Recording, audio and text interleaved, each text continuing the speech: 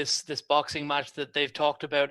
Could you tell me the extent of the discussions you've had with Eddie Hearn with regards to her fighting Katie Taylor? Because it seems to me like we would have a real huge pay-per-view on our hands if maybe Katie Taylor goes and beats Amanda Serrano, and in the meantime, Cris Cyborg beats Kat Zingano. We could have the female Mayweather-McGregor on our hands if that happens.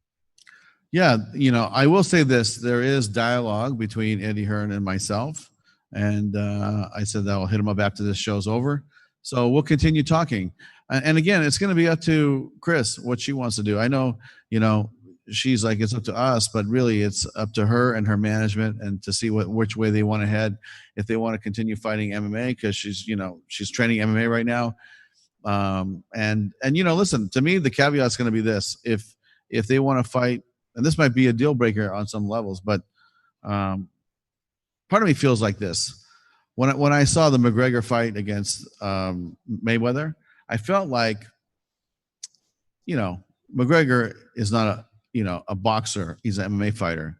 Does he do boxing? Yes. But is he at the level of Mayweather? No.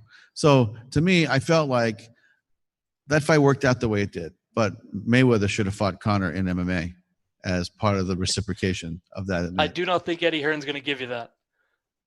Well, then we'll have to work it out. But, that depends on what Cyborg wants to do. If Eddie Hearn, wants to see who is the best female combat star and capability, then, maybe he should think about it. My other one was to do with Pedro Carvalho fighting Patricio Pitbull.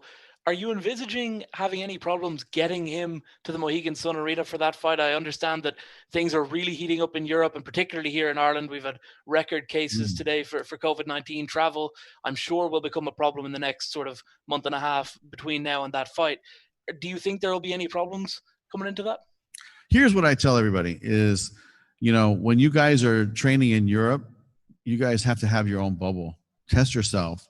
And, like I told Gigar's management today, he has some training partners. Make sure that these training partners live in a bubble and that he trains, he's training at his house now to make sure he doesn't, get COVID. So there is something to be said about that. Is like, it's a real thing and they don't want to get sick. Nobody wants to get sick. And so, he'll be tested before he gets here, and then we'll test him twice when they're here. But, I would tell all those guys, Carvalho, and I would tell, hey, go and pick a few people that you want to train with and kind of enter into your own little bubble, because you're going to need that protection, because you don't know what's, listen, when we were in Paris, I think that we had double the cases in Paris for COVID than we've had here in all of our fights put together. That's how hot it is over there. So we got out just in time. And so it's a very serious thing. And I heard that in the UK and in Ireland, it's heating up. And, I just urge the fighters, keep testing yourself, enter into your own bubble. Don't let people come in and out. And that way you'll feel, secure that you'll make it to the fight. Getting them in is not going to be the problem, because they got to show up at the airport with a COVID test, right? A negative COVID test. And getting here, we'll have all the documentation, but just for their safety and the ability to fight when you're here, is please enter the bubble and don't let people come in and out of your bubble.